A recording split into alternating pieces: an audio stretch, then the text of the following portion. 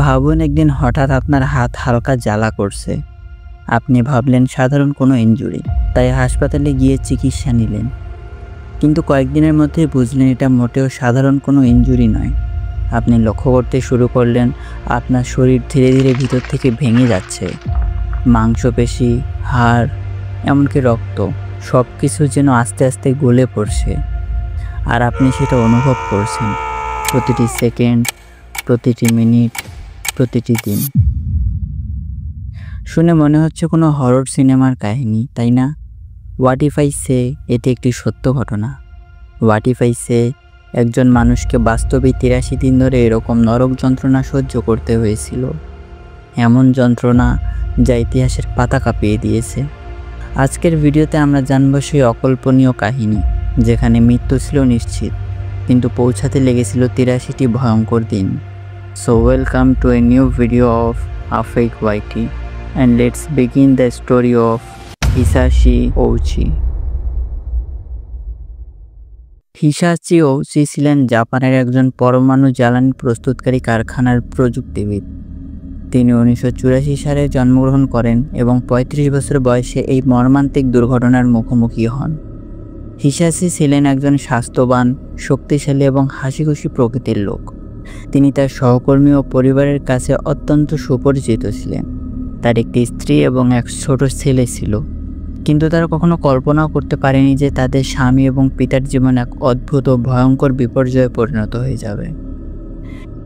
হিসাশি টোকাইমুরার JCO পরমাণু জ্বালানি প্রক্রিয়াকরণ স্থলে কাজ করতেন। সেখানে তিনি এবং তার দুই সহকর্মী মাসাতো শিনোহারা ও ইউটাকা ইয়াওকোকাওয়া একটি গবেষণামূলক রিঅ্যাক্টরের জন্য ইউরেনিয়াম অক্সাইড প্রক্রিয়াকরণ করছিলেন। তবে সেই দিন তারা নিয়মিত নিরাপত্তা প্রোটোকল উপেক্ষা করে একটি ব্যতিক্রমে ভুল করেছিলেন, যা পরবর্তী ইতিহাসের সবচেয়ে মারাত্মক রেডিয়েশন দুর্ঘটনার একটি হিসেবে রেকর্ড হয়। 1999 সালে 30 সেপ্টেম্বর সকাল 10:35 টোকাইমুরার জেসিও কারখানায় সেই মর্মান্তিক দুর্ঘটনা ঘটে। হিসাশি ওউচি এবং তার দুই সহকর্মী মাসাতো শিনোহারা ও ইউতাকা ইয়োকোকাওয়া ইউরেনিয়াম অক্সাইড এবং নাইট্রিক অ্যাসিড একত্রিত করে জ্বালানি রড তৈরির কাজ করছিলেন। তবে তারা নিয়মিত নিরাপত্তা প্রোটোকলকে উপেক্ষা করে স্টেইনলেস স্টিলের বালতিতে এই পদার্থটি মেশাচ্ছিলেন, যা স্বয়ংক্রিয় নিয়ন্ত্রিত যন্ত্র ব্যবহারের পরিবর্তে বিপজ্জনক ছিল। তারা মোট 16 কেজি ইউরেনিয়াম একটি পাত্রে ঢালেন, যা ক্রিটিক্যাল মাস সীমার থেকে অনেক বেশি ছিল। এর ফলে একটি নিয়ন্ত্রণহীন পারমাণবিক চেইন রিঅ্যাকশন ঘটে। মুহূর্তের মধ্যেই একটি নীল আলো ঝলমল করে, যা চেরেনকোভ বিকিরণ হিসেবে পরিচিত। হিসাশি ওউচি তখন পাত্রের সবচেয়ে কাছাকাছি ছিলেন, ফলে তিনি সর্বাধিক বিকিরণ গ্রহণ করেন। বিশেষজ্ঞরা পরে হিসাব করেন তার বিকিরণ মাত্রা ছিল 16 থেকে 25 গ্রে সমতুল্য, যেখানে মাত্র 5 গ্রে প্রায় মারাত্মক হিসেবে ধরা হয়। তার দুই সহকর্মীর বিকিরণ ছিল যথাক্রমে শিনোহারার 6 থেকে 9 গ্রে এবং ইয়োকোকাওয়ার ছিল 3 গ্রে থেকেও কম। দুর্ঘটনার মাত্র কয়েক ঘন্টার মধ্যে হিসাশি ওউচির শরীরে মারাত্মক প্রভাব দেখা দিতে শুরু করে। প্রথমে তিনি বমি বমি ভাব, মাথা ব্যথা এবং তীব্র দুর্বলতা অনুভব করেন। শরীরে প্রচণ্ড ডিহাইড্রেশন শুরু হয় এবং অন্ত্রের ক্রিয়াশীলতা বিপর্যস্ত হয়ে যায়। তার ত্বক এবং চোখ লাল হয়ে যায় এবং তার ডান হাত ফুলে ওঠে। হিসাশি এবং তার সহকর্মী প্রথমে চিবাতে অবস্থিত ন্যাশনাল ইনস্টিটিউট অফ রেডিওলজিক্যাল সায়েন্সে ভর্তি হন। পরে তার শারীরিক অবস্থার অবনতি হওয়ায় তাকে টোকিও বিশ্ববিদ্যালয় হাসপাতালে স্থানান্তর করা হয়। হাসপাতালে পৌঁছানোর সময়ও তার অবস্থা খুবই সংকটজনক ছিল। তার ত্বক ঝলসে যাওয়া এবং অঙ্গ প্রত্যঙ্গের ব্যথা চিকিৎসকদের সতর্ক করে দেয় যে তার শরীরে অতিরিক্ত রেডিয়েশন গ্রহণ করেছে।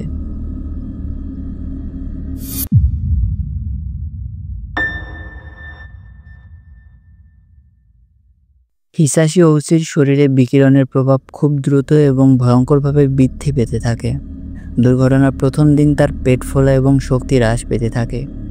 6ষ্ঠ দিনে ডক্টররা তার শরীরের ক্রোমোজোমগুলো বিশ্লেষণ করে দেখতে পান যে তার হাড়ের মজ্জার কোষ সম্পূর্ণরূপে ধ্বংস হয়েছে, অর্থাৎ তার শরীরে আর নতুন কোনো কোষ এবং রক্তকণিকা তৈরি হতে পারছে না।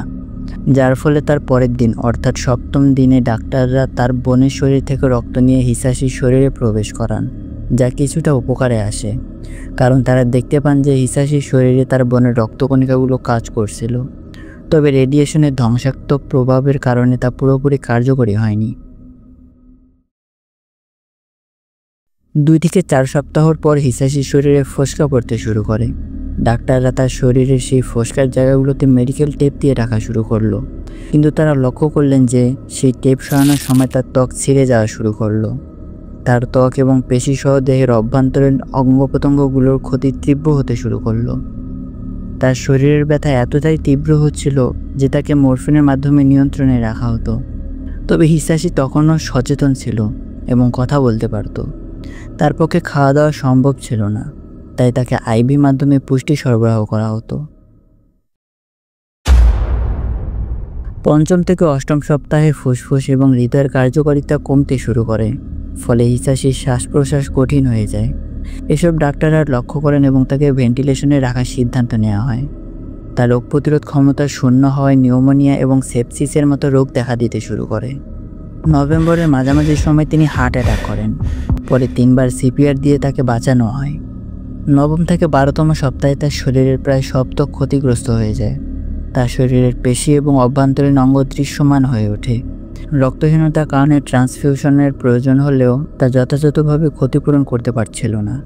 হিসাশি প্রায় ডাক্তারদের কাছে অনুরোধ করতেন, আমি আর সহ্য করতে পারছি না, থামান।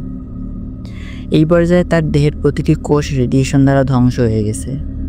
চিকিৎসকরা stem transplant, artificial skin graft এবং গ্রানুলোসাইট কলোনি স্টিমুলেটিং ফ্যাক্টর ব্যবহার করেন, কিন্তু তার শরীর স্বাভাবিক হওয়ার ক্ষমতা হারিয়ে ফেলেছিল। ফলে তার শরীর কোনোভাবেই সাড়া দিচ্ছিল না। ডাক্তাররাও আর চাচ্ছিলেন না তাকে বাঁচিয়ে রাখতে, যার ফলে তার শরীরের অবস্থা দেখে ডাক্তাররা সিদ্ধান্ত নিয়ে নিলেন তাকে বেঁচে রেখে যন্ত্রণা না দেয়াই তার জন্য ঠিক হবে। পরে ডাক্তাররা হিসাশির পরিবারকে জানিয়ে দেয় যে এবার তার হার্ট বন্ধ হলে তারা আর কোনো অ্যাকশন নেবে না, যাতে তার ফ্যামিলিও সহমত হয়। অবশেষে 83তম দিনে তিনি আবার হার্ট অ্যাটাক করেন। মৃত্যুর সাথে প্রতিদিন লড়তে লড়তে 1999 সালে 21শে ডিসেম্বর তিনি মৃত্যুবরণ করেন। আর এরই মধ্যে তার 30শে সেপ্টেম্বর থেকে 21শে ডিসেম্বরের নরক যাত্রার অবসান ঘটে। হিসাশি ওহচির মৃত্যুর পর চিকিৎসা এবং নিরাপত্তা সম্প্রদায় জাপান এবং আন্তর্জাতিকভাবে ব্যাপক আলোচনার কেন্দ্রবিন্দুতে আসে।